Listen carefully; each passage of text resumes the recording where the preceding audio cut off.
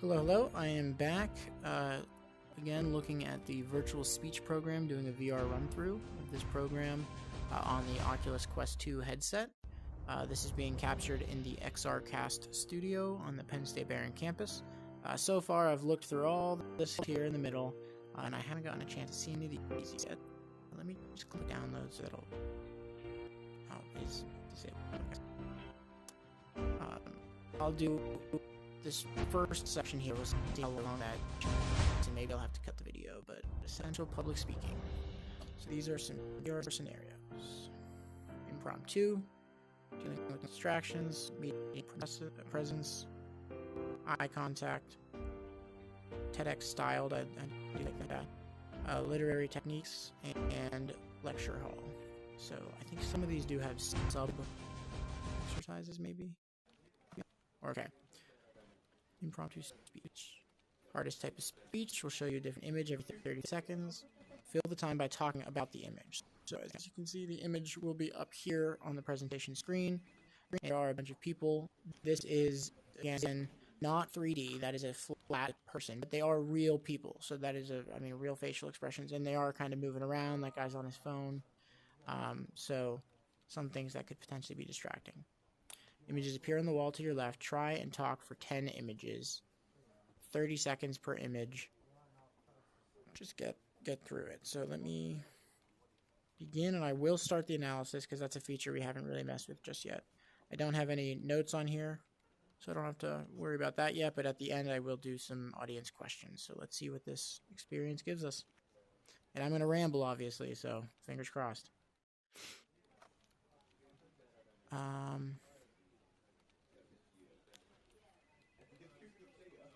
Let's do AI generated and see. Alright, so I got 30 seconds. This, as we can see, is a picture of a guy just chilling. This is hard, actually. That is an interesting AI generated work. This project we were running through and generated a bunch of images just of different environments and different themes to showcase what the AI is capable of, and this one was one human related.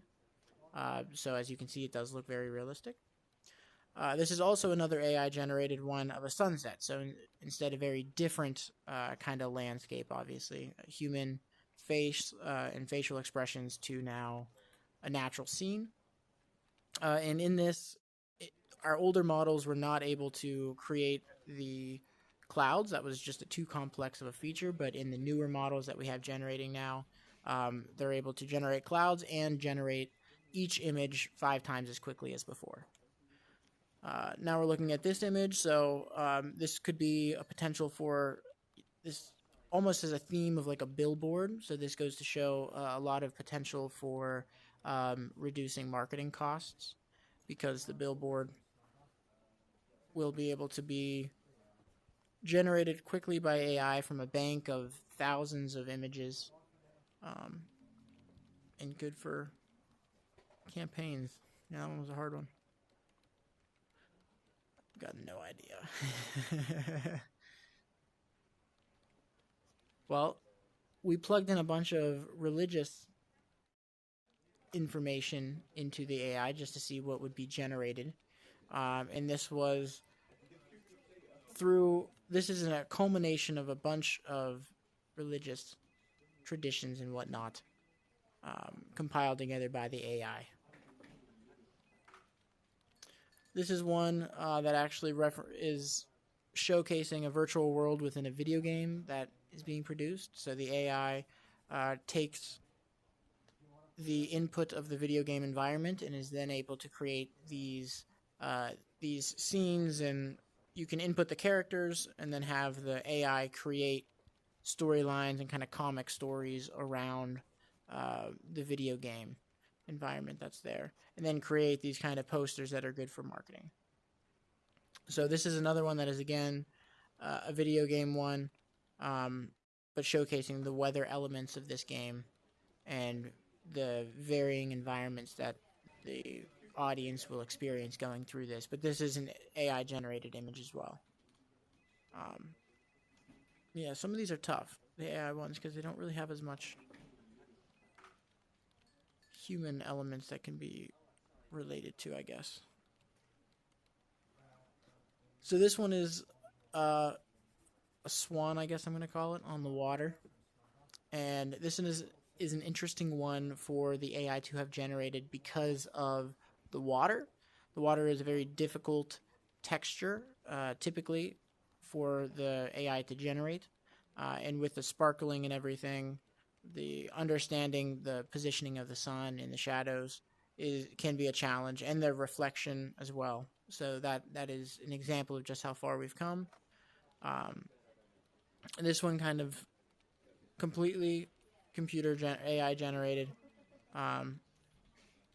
combining varying elements, the human holding and the model of the camera, and a very aesthetic, gives a lot of, it feels personal, even though it was AI generated.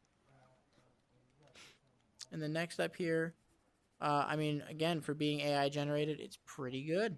I mean, it looks like a human. It doesn't throw up any red flags in our brain generally, and it doesn't make you feel uncomfortable or make you think that that's off. That doesn't appear to be human.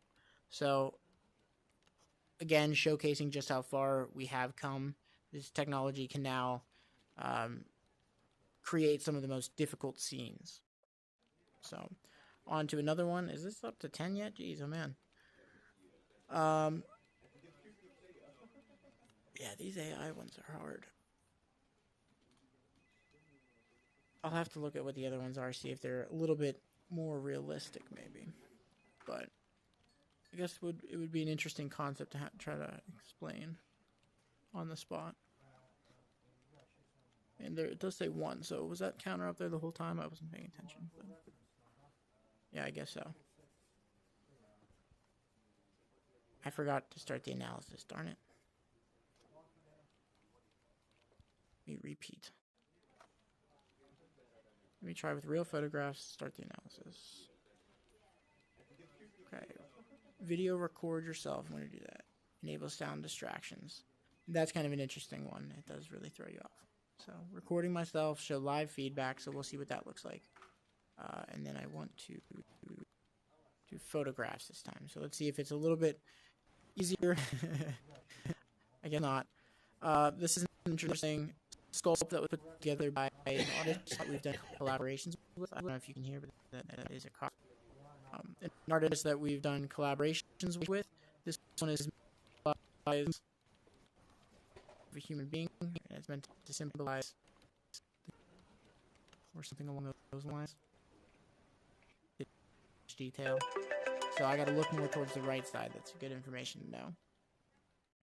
This one was taken by a traveling artist going around to different cities across the North American continent and just capturing their travels. This one in particular, I don't recall exactly where it was taken, but obviously very cool looking with the darkness. I got to try and slow down. So that's good to keep in mind with the scene of kind of the silhouette. Or I guess maybe it would be the reverse silhouette because you can see through the window. And then this one appears to have been taken of some underwater environment. So let's say that was taken by scuba divers in the Bahamas area, trying to capture coral reefs and show some of the damage that might. I got to speak louder so the audience can hear. See, that these are good feedback tips. And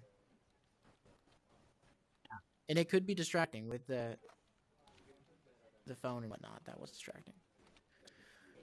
This one was taken from a sculpture park that is in the western United States. They have this huge area, old manufacturing. I guess it would be considered a brown state, old manufacturing area that now has been repurposed for local artists to be able to showcase their work. And this one is a large one. Actually, I believe it was up at a theater, and then they were able to recycle it. Even though it was damaged, they were able to put it there. And obviously make a very cool looking structure. And then this one is a student project that was put together. We challenged our students in class to create the characters, and this is one character that that a team of 3 students worked tirelessly on. There is a lot of detail, and they also were able to add animation, so there is actual movement as well. This one was another video game by students. I'll speak a little louder again. So this is a video game by students that was about, it has like a dogfighting experience. So they had a lot of cool graphics. That a lot of it was AI generated with the clouds and everything in the background. So and it made a really cool looking game. Next, we are talking about wormholes or whatever that would be. Yeah, I don't know. We kind of, I guess, Matrixy. Let's say that there's a game that's being produced, and it is about time travel, and this relates to that. So how many more of these? Okay, 4. This is challenging sometimes. They do throw you off with really random ones. I wonder if you can upload your own images. I think a professor might be able to. Anyways, this one was taken at a wildlife refuge, let's say in Tennessee, and in this particular refuge, they take care of an area and also bring in any injured wildlife from the surrounding couple 100-mile radius, and they will rehabilitate them. This one is obviously not one of the graphic design projects from our students. This is a really cool animation. Not only is it an animation, or like it's an image here, I unfortunately don't have the animation uploaded, but it actually blinks, which is pretty cool, and you can view it in AI. So there's a mural painted on the one off, point at it. It'll start blinking, and it'll even follow you depending on where your phone is being held. So a little bit creepy, but still cool. And then back to this image again. So this one was one that was on the AI generated one, so I'm not entirely sure why it's also on photograph. So keep an eye out for that. It's nice that this has a timer. But yeah, this is another world one. Big face structure. Interesting. Try to slow down and pace a little bit.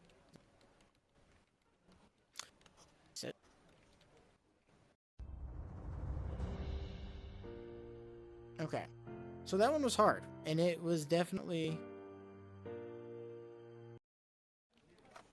yeah, definitely the hardest type of speech. Obviously, as we saw, a different image every 30 seconds. Got to fill the time.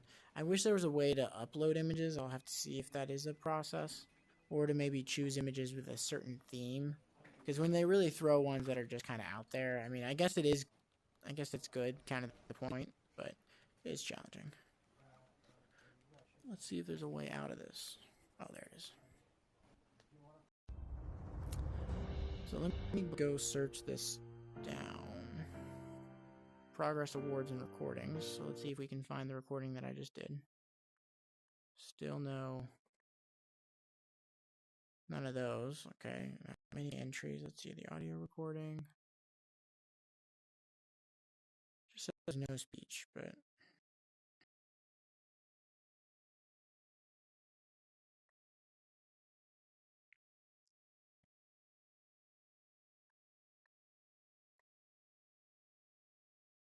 okay.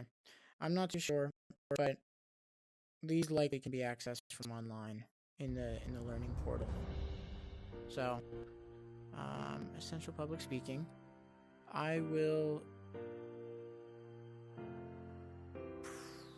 probably cut it off here and just leave it. So that was impromptu speaking, but I will pick it right back up, and we will continue on through this VR run-through. Again, this is being filmed in the XRcast Studio. Please, keep watching through, and if you have any questions, reach out to varlab@psu.edu. Thank you.